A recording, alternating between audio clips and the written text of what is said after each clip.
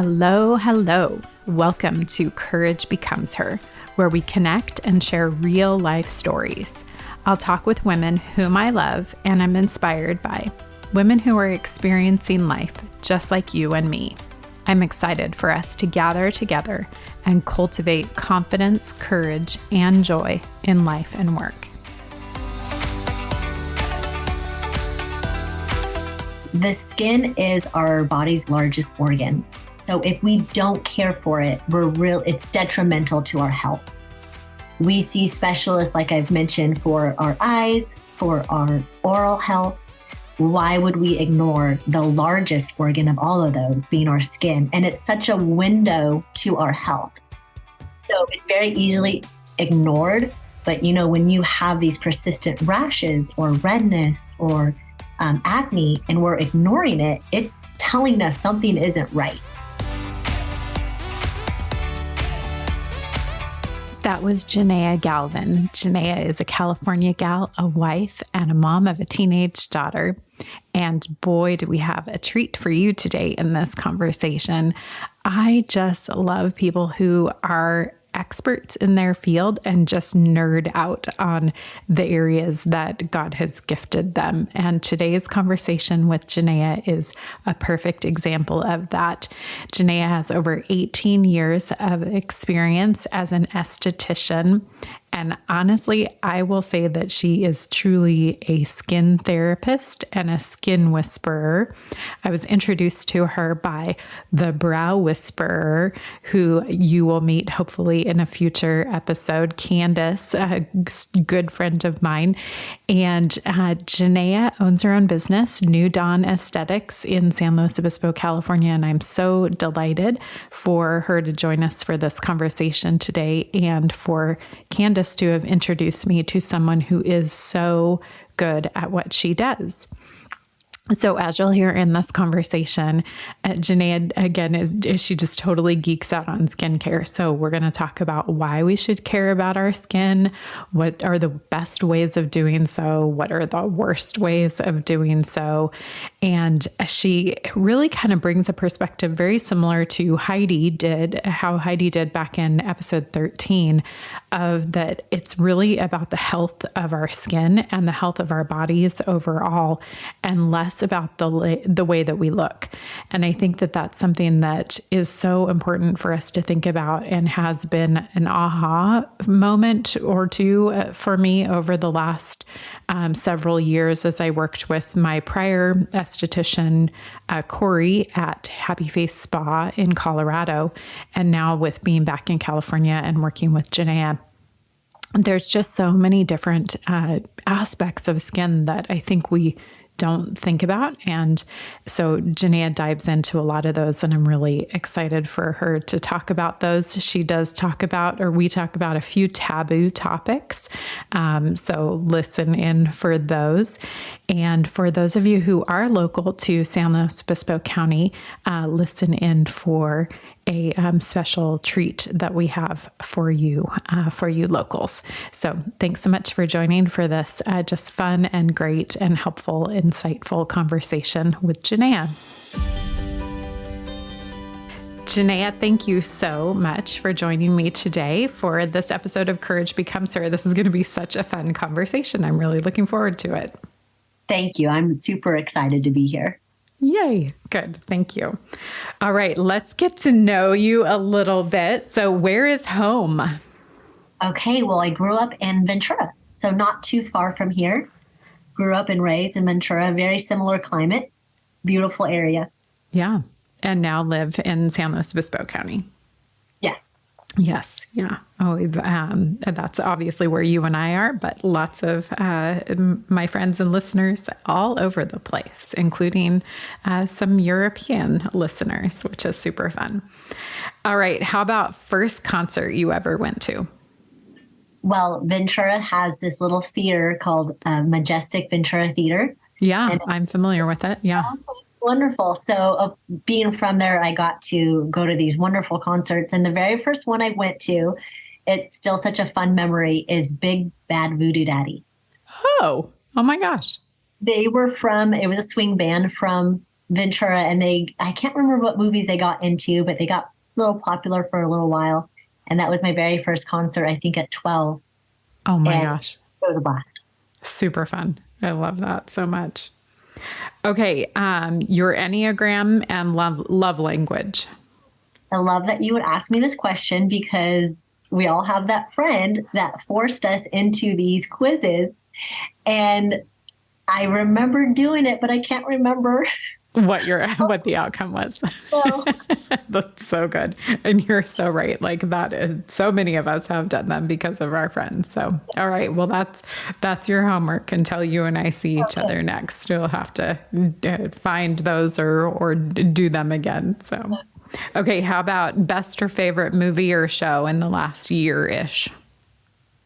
Okay, I'm going to throw you off on this one too, because I don't watch a lot of TV, but I love my podcasts.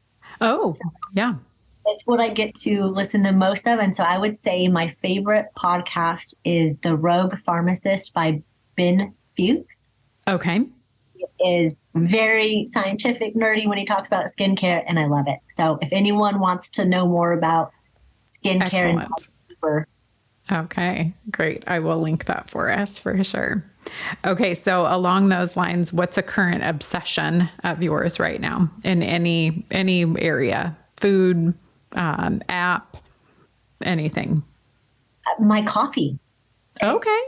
So I'm trying not to do more than 1 cup a day, and I even don't do it every day.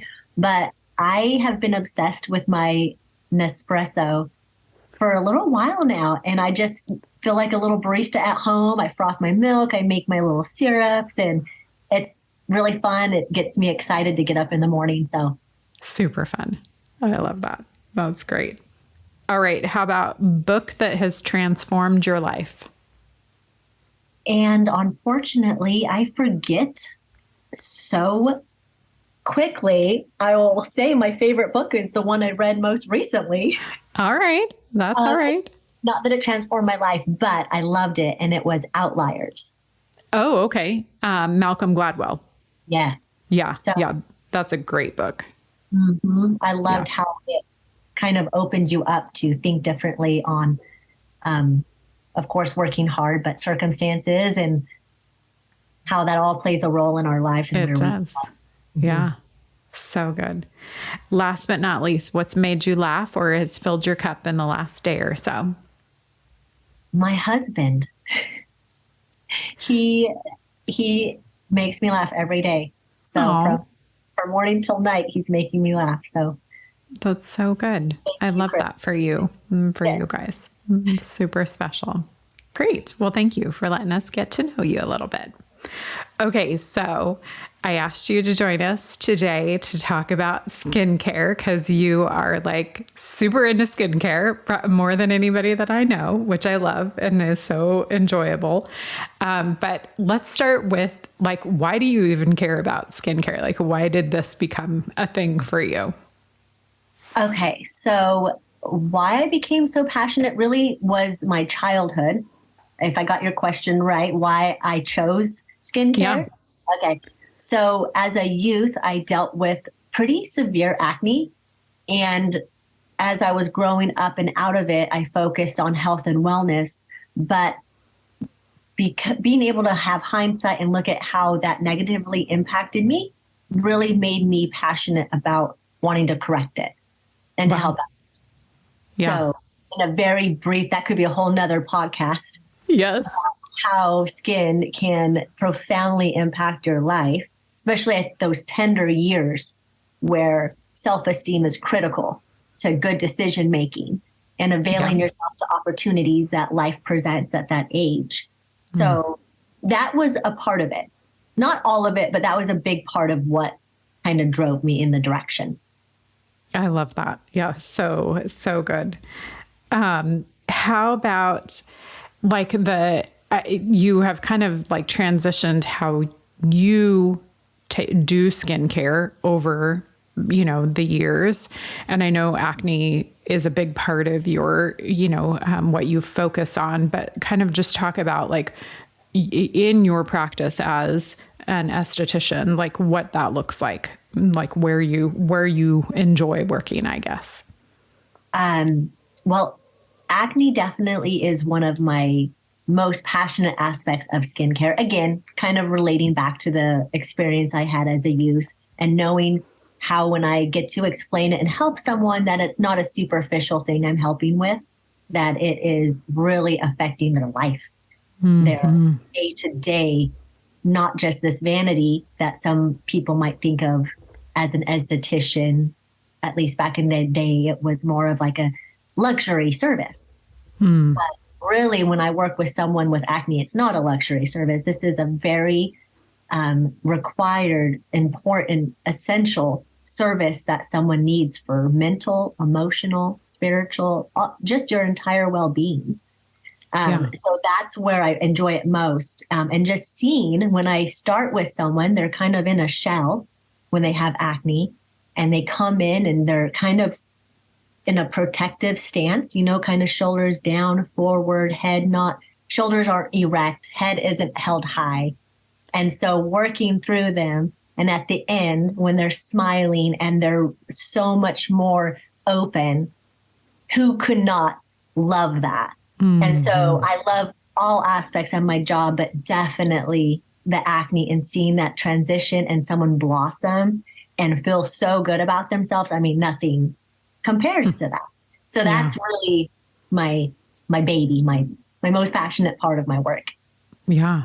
Well, and how beautiful that you personally experienced that growing up. And so, you know what it feels like to be the person who is, not walking tall and, has that, concern around how you look and that impacts how you feel and how you carry yourself. So I love that you've lived it. You know what that's like.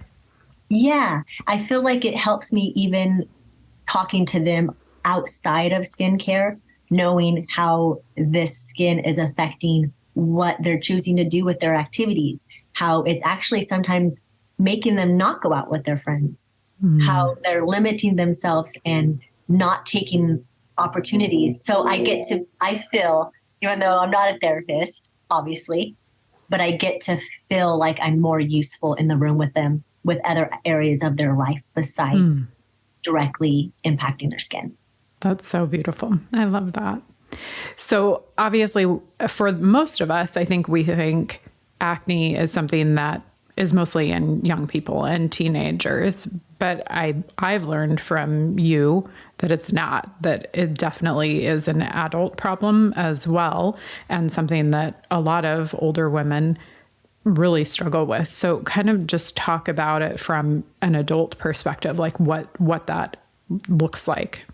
Sure. When definitely an uptake in it as well, I would say. In the last decade, I feel I've been an esthetician for over 18 years, but in the last decade, I've definitely seen an uptake in hormonal acne from 30 to 50. Obviously, like you said, it's always been a focus of the youth, but cystic acne is really how it presents itself from the 30 to 50. Less of the little bumps and the rashes and the non-inflamed acne, but more of this painful,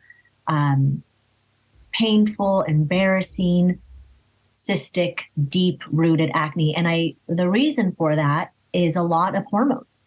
Wow. That's from what we eat to stress loads that we have. Even in recent years with events, just the overall stress and anxiety and diet, it's changed, as we know. That's a whole nother podcast, but things aren't as nutritious as they once were. And so all those things are playing a role in this new surge of adult acne. And women, especially from 30 to 50, never had the education that a lot of youth have now. Just with social media, I think a lot of young people kind of know basics that we didn't know. So they're kind of in a brand new state. Even though they're adult women, they kind of have they're in a new field of how do I deal with this? They weren't taught it. They don't know how to do it. It's new to a lot of them. They didn't have acne as a teen. So they're not equipped with the tools to know what to do. So that's a whole nother demographic of people that are looking for help. And it's going to be different for them than the 18-year-old. It's a whole different set of hormone disruption. So definitely not a one size fits all when it comes to acne in those two demographics. Age groups. Yeah. So interesting. Okay. A silly question, but just so that because I know I don't know what it means. What does cystic mean? Sure. Those are the acne that is deep rooted, almost like a nodule. Okay. And so they never come to a head. Oh, it never is going to be that pustule white head, but instead it's going to be very red, very inflamed, painful, and they can last for a long time. What happens is sometimes with those cystic nodules is if you pick at them, then it will really lead to scarring and trauma to the skin and to the person's, again, emotional well-being when you have this, what looks like an infection on your face. Yeah. Wow. My goodness. Okay. There's so much that I want to ask and dig into on that. We'll come back to it in a minute, but why should we care about our skin? Like in your education of the people that you treat, your clients, like how, what is it that you say that's like, I want you to care about this as much as I care about this for you? That's a great question. The skin is our body's largest organ. So if we don't care for it, it's detrimental to our health. We see specialists, like I've mentioned, for our eyes, for our oral health. Why would we ignore the largest organ of all of those being our skin? And it's such a window to our health. So it's very easily ignored. But, when you have these persistent rashes or redness or acne and we're ignoring it, it's telling us something isn't right. Yeah. So it's not just a superficial symptom. It is saying, hey, your body's freaking out. Please help. It's a call for help. And so when we ignore it, it's negatively affecting our whole body. Yeah. Yeah. So we want to care for it because we want to feel good. We want to look our best, of course. And we can't do that without addressing the skin. Yeah. Wow. Yeah. That totally makes sense. And is, something that I think we all intuitively know, but maybe just choose to ignore. Or don't know what to do with it. Right. And especially if we're not in our teens and we're not on the social media, it is something, our skin, if we've just learned to not address it. Yeah. So it's something that we really haven't been taught or educated on, definitely not in school. You don't really learn, except for your annual skin cancer checks, there's no talk about how to address your skin health and what those rashes could mean for other systems of your body. So let's talk about those a little bit. So if you were to give us the top 3 things that we could be doing to take care of our skin, to help, ward off, the negative effects, the detrimental that you talk about, like what are those? Another great question that's not the easiest to answer, because one thing I have learned is one size doesn't fit all ever when it comes to skin. So when looking for the top 3 tips, it is very hard because what I would advise to you, the 3 most simple things you can do for your skin would be so different from another person. Okay. So not to put in a plug, but I honestly feel the best thing you can do for your skin is to see an esthetician at least once to just go over your personal background, your genetics, your environment, your diet, all these things so that you can get tailored to you advice. And even if it is that one time, it could last you a lifetime of, okay, here I had a professional tell me I am dry, my diet lacks this, my skin is presenting this. So that would be my very number one. That's great. Besides that, I would say overall health advice applies to the skin, like getting enough sleep, sticking to a routine, just having that skincare routine morning and night and sticking to it is So important. That's And great. staying hydrated. Yeah. So those would be like 3 overall top tips that are very general, but could help everybody. Yeah. Okay. I love those. Yeah. Those all make so much sense for sure. I mean, the seeing an esthetician part is so good of just creating awareness about something that, we're not experts in our own skin necessarily, but we can describe it to someone else who then can, repeat it back to us in a language that is helpful. Sleep. I know you and I have talked about sleep.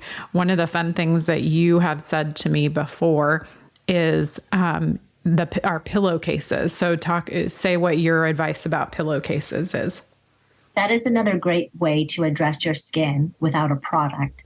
So our pillowcases, well, first and foremost, when we sleep, we're all side sleepers. And so those creases really can age us because of the indentation it leaves on our skin for 8 to 10 hours. Yeah. So there's one aspect of having a silk pillowcase is very helpful. It won't create those creases and you won't wake up with the folds on your face.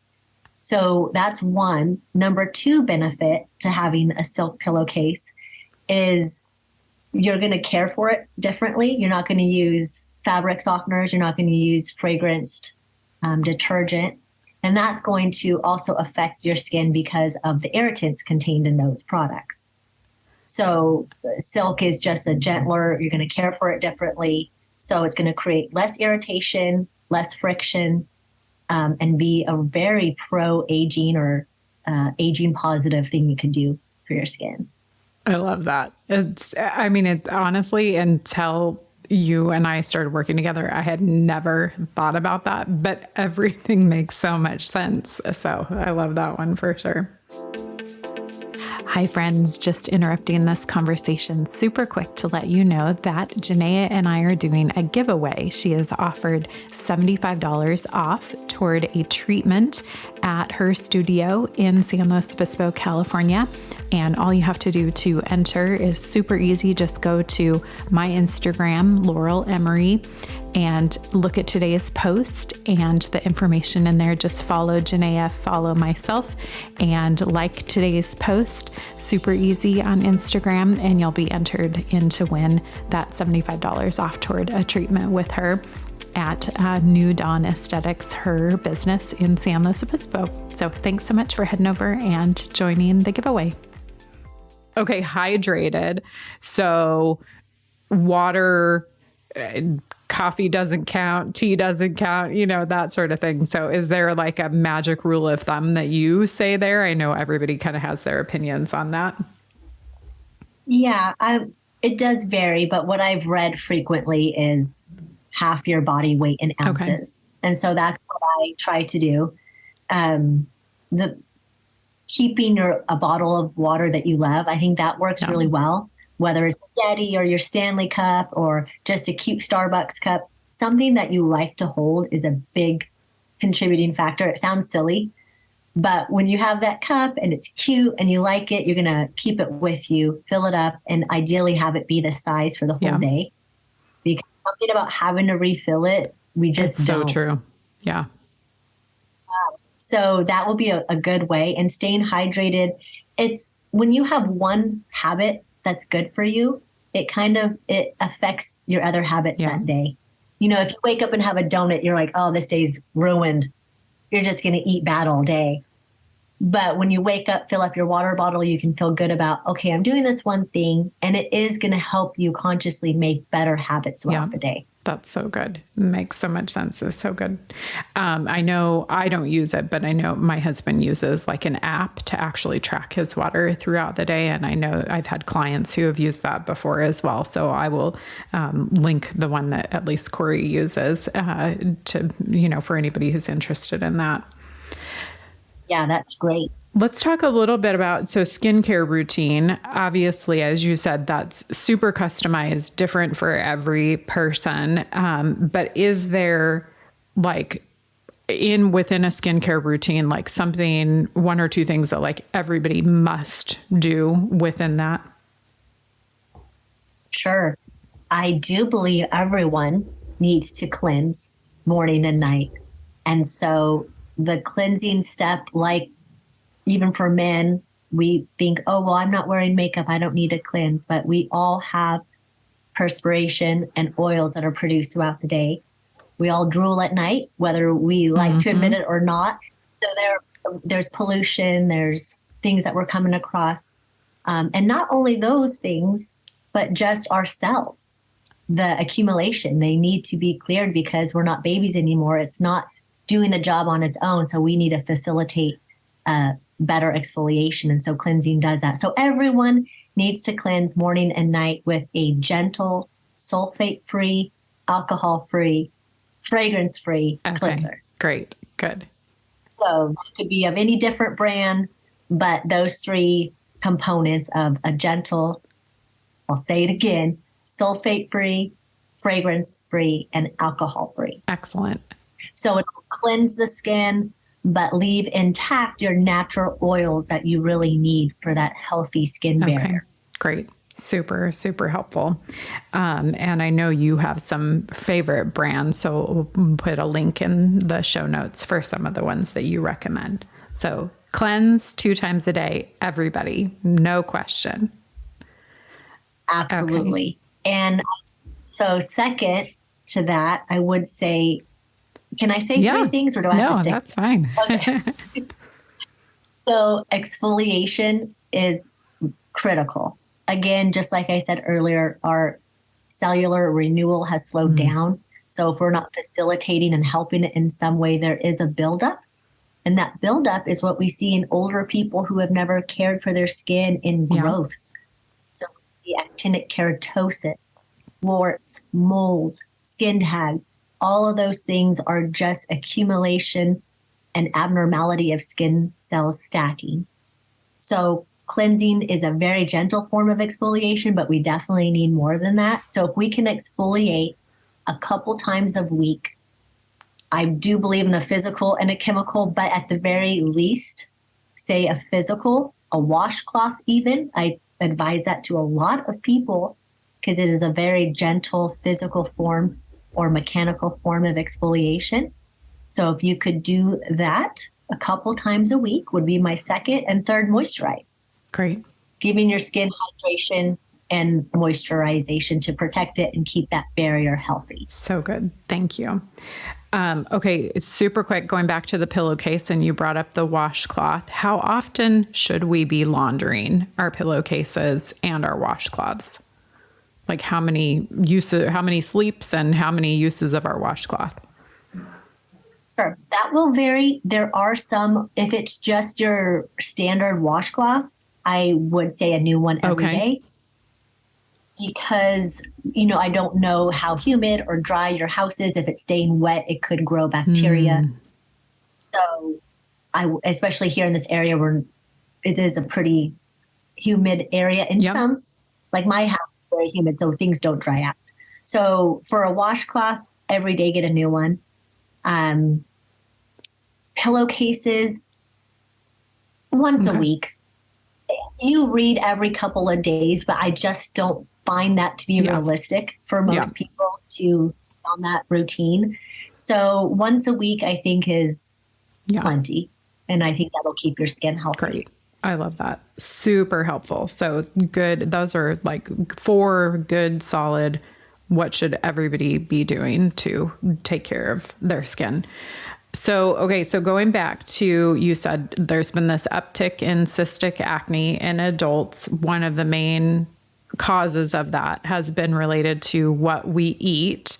So let's talk about, the worst things for our skin. I'm assuming that, kind of what we eat fits into that, but give us, the, top, whatever, 2, 3, 4, 5 things that are like, absolutely don't go there. Like stay away. Okay. Well, I'm afraid if I say the number 1, people will shut off your podcast because I do not keep friends when I tell them this, but it is proven. Any esthetician agrees dairy affects our hormones so much. If you are dealing with cystic acne and you are of that adult age, Dairy directly affects our hormones because it affects our insulin level. It has something called IGF factor that raises our insulin, and this in turn, with someone who's prone to this, is going to cause cystic acne, let alone people of certain skin color as well. Dairy just does not go well. So number one, off the dairy. So this includes everything that's dairy, whether it's organic milk or kefir or however healthy you think it could be. Yeah. Dairy's out. Don't touch my cheese, Ginnaea. No. It's true. Wow. I have a side story about dairy that's actually, it's very, very interesting. So my husband has had folliculitis in the back of his scalp for a couple of decades. And he never, unfortunately, he doesn't prescribe to what I tell him to do. So he's gone to the dermatologist for the last 20 years. And for his folliculitis, they have prescribed him topical and oral steroids for 20 years. Something called clobetasol. So he got sick. And so he was prison to only food that I could give him. So he went off dairy for 2 weeks. And you know what happened to the folliculitis? Gone. Totally cleared up. Yeah. He could not believe it. So now he's off of those drugs, and he's so upset that for 20 years, not one dermatologist ever mentioned dairy. My goodness. So dairy is, I mean, that's just one example, but for someone who's dealing with something even more profound like cystic, that's crazy. It can make a huge difference, but you really have to go off all of it. Sometimes clients will think that they've gone off dairy because they've gone off of drinking milk or that. But it's so hidden in so many foods. You're really not giving yourself a fair chance to heal and see the result unless you really look at the ingredient labels for a couple of weeks and make sure you are not ingesting whey or any of the milk protein or sugars. Wow. Okay. Super helpful. Okay. No dairy. What's the second one for us? I would say soy can be a trigger, not nearly as common, but it does have the propensity to still affect the hormones. Third would be unhealthy fats. They also have been very linked to cystic acne. So we would find that in a lot of not just fast food, but just restaurant eating. They're not going to be able to use the healthy first pressed organic oils. So staying away from those oils would be third. Fourth, sugar.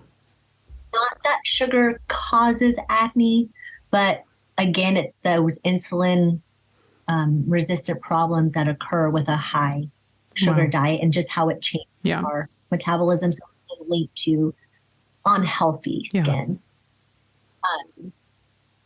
Did you want If you have a fifth one? There's one you haven't mentioned that I hear mentioned a lot, and I'm wondering if you're going to say it's off the table. Doesn't matter for me in my life, but I know a lot of women listening, it will for them. Alcohol. Ooh, please, well, alcohol, how funny. I think alcohol is, I have never linked it to this okay. Not that it hasn't happened. You know, I just don't see that often. What I do see alcohol affecting very seriously is rosacea. Okay, got it. So it definitely affects the skin. With someone with rosacea, red wine is your enemy. Okay. It's so hard, especially in where we live, wine country. But if you have any type of reddening, inflammatory responses of that sort, capillaries that are very present, alcohol really needs to be saved for special occasions. All right. Yeah. Wow.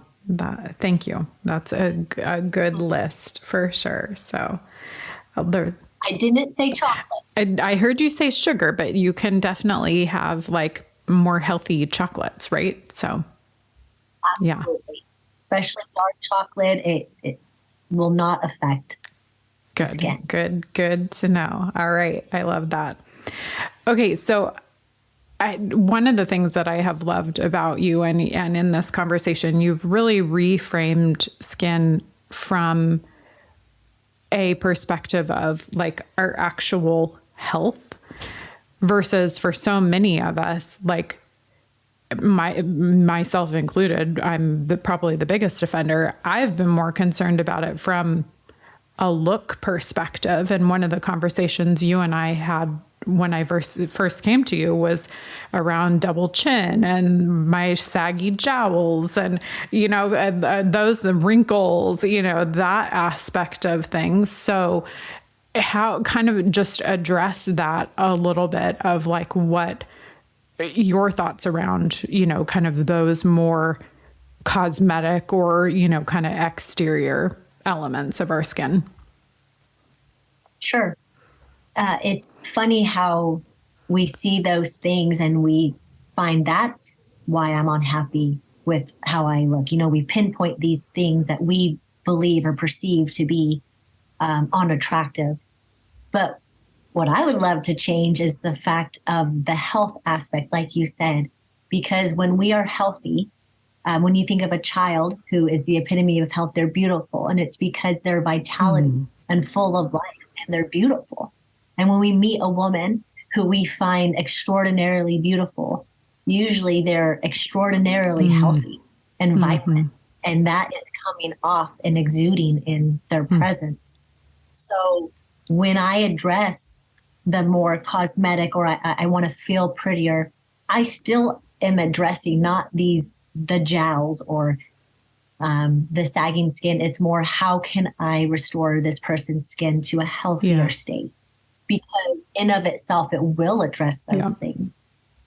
So when we think healthy, we have a perfect balance of fatty acids, trace minerals, amino acids. And when those things are addressed, then the jowls and the skin texture and thickness, that will be addressed simultaneously. You won't have to do it separately.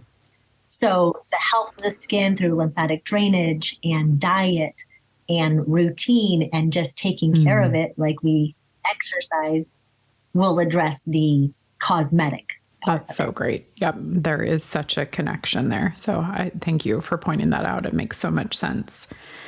Okay. We kind of, had people shut off the podcast because of dairy. So I'm going to go there for a second in like a really taboo world.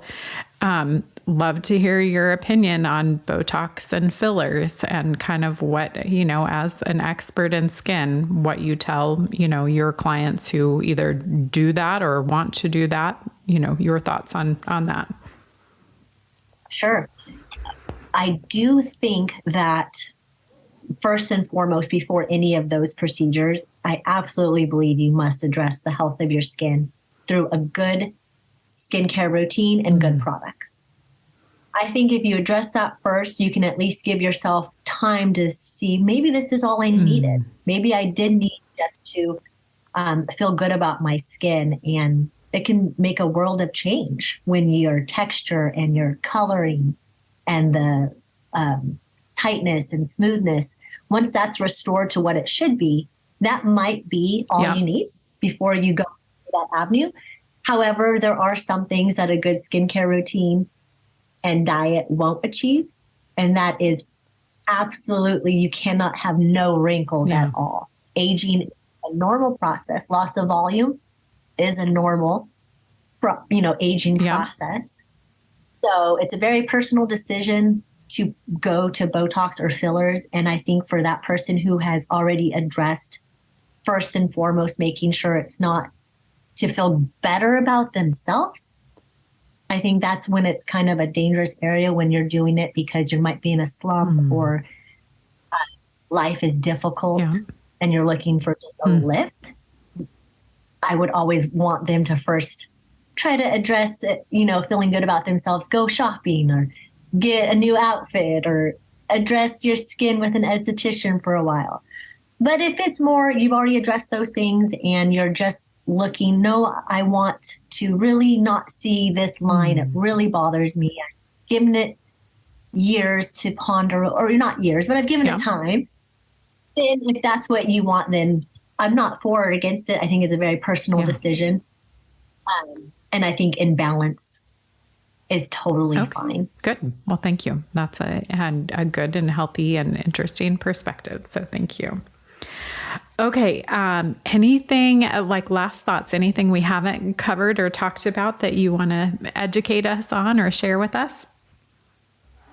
I can't believe I was sitting here thinking about my top tips that I didn't mention. I was wondering, I was going to ask you.